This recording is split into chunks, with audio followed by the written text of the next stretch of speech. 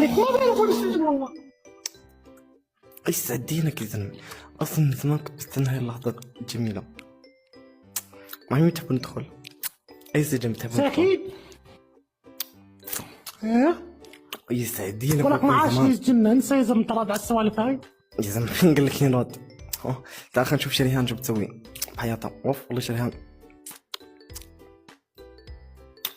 واو. اوكي عجبتني هاي النكهة كثير، هات شوي اذوق. خلاص ضويني من اللي معك. لا اللي معي زاكي كثير. إيه؟ لا هي مش زاكي حبيبي. اعطيني واحدة. هات تعمل شو اسمه شوكولاتة. فعلا.